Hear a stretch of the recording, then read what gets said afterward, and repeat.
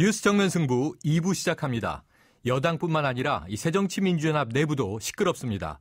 문재인 대표 재신임으로 잠잠해지는가 싶었는데 당내 비주류가 조기 선대위와 조기 전당대회를 통한 지도부 교체론 카드로 압박을 하고 있는데요. 이 문재인 대표 거취 문제를 두고 주류, 비주류 간의 갈등이 깊어지고 있습니다. 새정치민주연합 원내대변인 박수현 의원 연결해서 자세한 이야기 들어보는 시간 갖겠습니다. 정면 인터뷰 바로 시작합니다.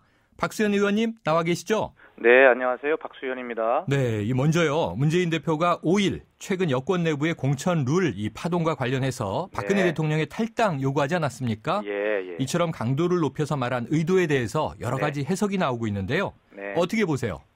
여러 가지 해석이 있을 수 있고요. 네. 그다음에 새누리당도 문재인 대표 발언에 대해서 비난을 계속 쏟아내고 있던데 꼭 그렇게까지 할 필요가 있는가 싶어요. 제1야당 대표의 그 충정으로 이해를 해주셨으면 좋겠다는 말씀이고요. 네.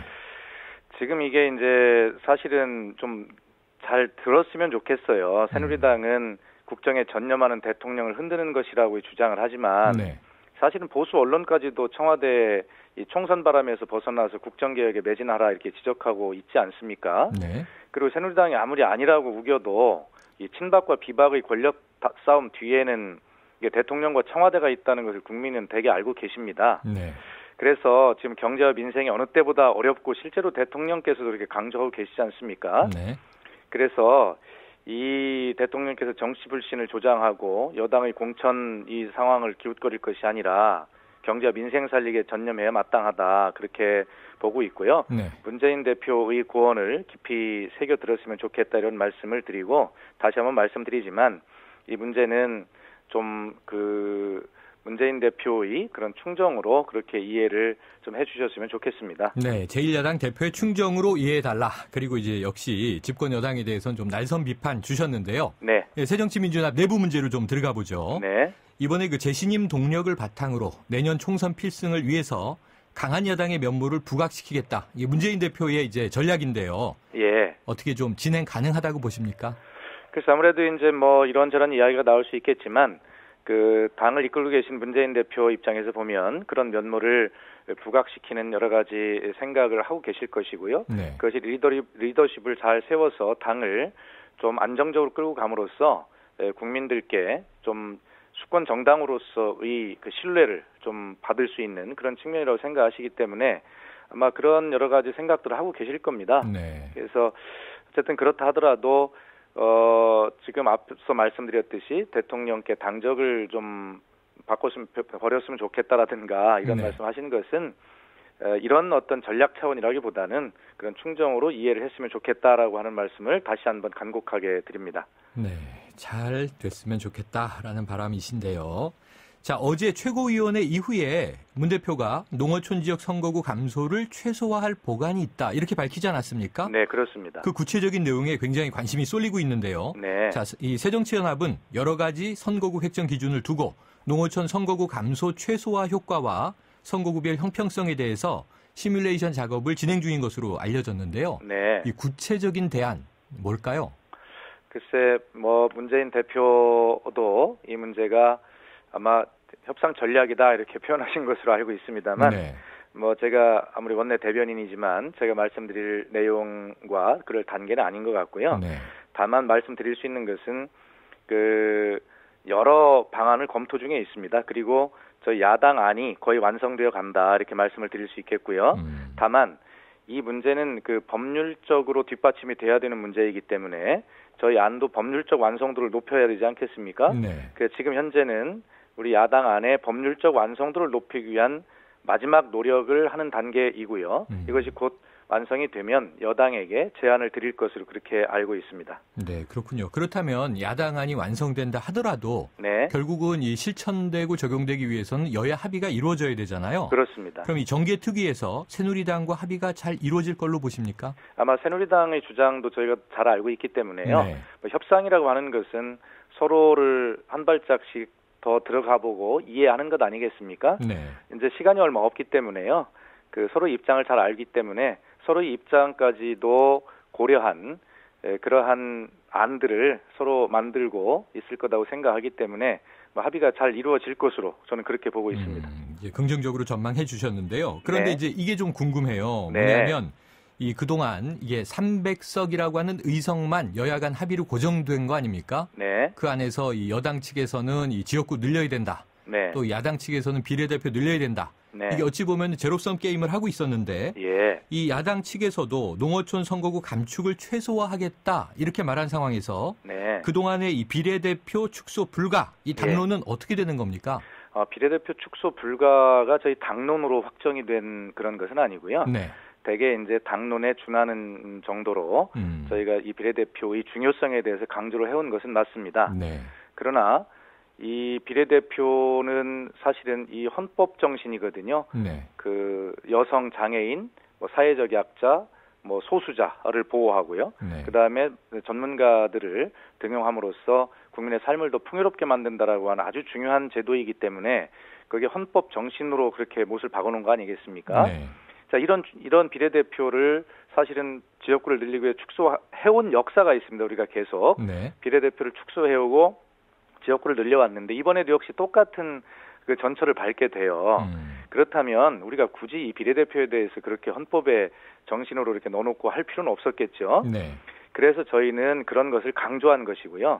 다만 지금 이번에는 2대1로 인구 기준을 맞추다 보니까 네. 농어촌 선거구 감축이 너무 심각한 상황 아니겠습니까? 네. 그렇다면 이런 현실도 무시할 수 없기 때문에 이런 것들 속에서 어떻게 최적의 접점을 찾아갈 것인가 이런 문제가 있어요. 네. 그렇다면 지금 우리 사회자님께서도 예상하실 수 있겠습니다만 자, 농어촌 선거구 감축을 최소화하려면 비례대표 축소가 일부 불가피하다라든가 아니면 의원이 정수를 뭐 약간 늘려야 된다든가 하는 이 굉장히 그 선택지가 제한적일 수밖에 없지 않겠습니까? 네.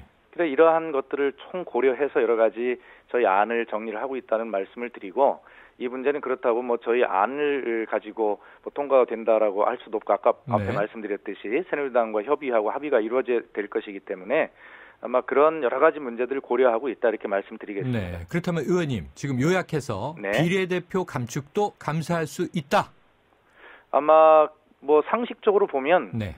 그 선택할 수 있는 선택지 중에 어느 정도인지는 모르지만 어떤 그 국민을 설득할 수 있고요 할 수 있는 그런 그 최적 접점 안에 그런 가능성도 탄력적으로 고려할 수 있다라고 하는 것은 상식입니다. 네, 조건이 성숙된다면 그렇게 될 수도 있다. 네. 가능성은 열어두셨고요. 네. 자, 일부에서는요. 또 현재 당론인 이 권역별 비례대표제에 대한 새누리당의 반대 입장이 뚜렷했던 상황에서 네. 그동안 차선으로 고려돼 왔던 석패율제 도입을 채택하는 방안도 검토할 수 있다. 이런 관측이 나오는데요. 네. 어떻게 보세요? 네, 그렇습니다. 이게 저희 당의 이제 중요한 제안들 중에 하나였는데 지금 네. 현재는 선거구 획정 기준 마련 자체가 지금 그 초일기에 들어가 있기 때문에 네. 그런 여러 가지 관련된 선거제도 전반에 관한 제도를 거론하기에는 지금 시간이 부족하다 이런 말씀을 드리고요. 지금 현재로는 이 선거구 획정, 다시 말해서 그 중에서도 지역구 수를 어떻게 할 것인가, 지금 이 문제에 지금 그 모든 양쪽의 당론을 지금 다 모으고 있는 중이기 때문에 네. 지금 새롭게 다른 문제들을 논의하는 것 자체가 좀 어려운 상황 아닌가 이렇게 보고 있습니다. 그렇군요.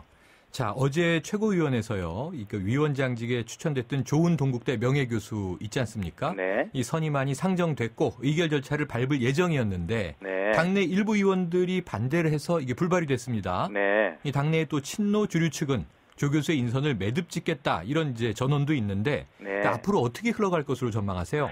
글쎄, 내일 이제 최고위원회가 열리죠. 네. 그래서 내일 최고위원회에서 이것을 그 처리하는 것을 목표로 그렇게 알고는 있습니다만 네. 그 상황이 어떻게 전개될지는 저도 잘 말씀드리기는 어렵습니다. 네. 그러나 이 어쨌든 혁신 안에 이런 어떤 제도가 도입이 되고 거기에 어떤 위원장을 임명하고 하는 것, 이 절차대로 하는 것인데 여기에 여러 가지 이제 뭐 염려와 걱정들이 섞여 있는 것이죠. 네. 그러나 그 당시에 이 조 교수님만 어떤 공천심사위원회에 들어있던 것이 아니라 현재 우리 의원님들 중에도 그 당시에 공천심사위원을 하신 분도 계시고요. 네. 많이 계시거든요. 그래서 좀 우리가 기왕에 혁신안을 만들고 그렇게 혁신으로 매진해 가고 있는 와중에 네. 이런 작은 염려와 기우들 이런 부분들이 좀 이해되고 용해되었으면 좋겠다 이런 개인적 바람을 가지고 있습니다만 내일 네. 최고위원회를 좀 지켜보겠습니다. 그렇군요. 함께 지켜봐야 될 것 같습니다.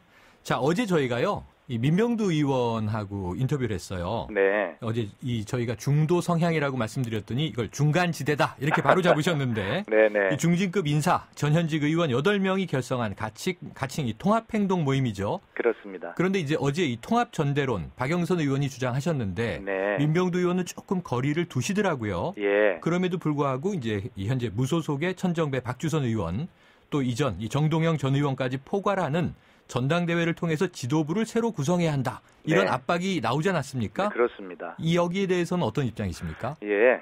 이것도 여러 가지 제안 중에 하나이고요. 네. 저도 이야기를 들어봤는데 그 모임 중에서도 이러이러한 여러 가지 제안들이 나온 것으로 그렇게 듣고 있습니다. 네. 다만 좀 절실하죠. 저희가 총선에서 승리하기 위해서는 다 모아도 어렵다는 거 아니겠습니까? 네, 네. 그리고 역대 우리 선거 역사를 보면 선거를 앞두고는 어떻게 해서든지 모이고 통합하고 뭐 이런 어떤 노력들이 있어 왔습니다. 네. 그를 통해서 승리를 담보할 수 있는 그런 방안들을 네. 찾아왔는데 이 역시 그런 여러 가지 방안들 중에 하나이고 고민이고 그러한 제안들의 표출이라고 보고요. 네. 뭐 이렇게 좀 절실하다라고 하는 그런 표현이라고 그렇게 볼 수 있다. 저는 그렇게 네. 생각하고 있습니다. 알겠습니다. 의원님 오늘 말씀 감사합니다. 네, 감사합니다. 지금까지 새정치민주연합 원내대변인 박수현 의원이었습니다.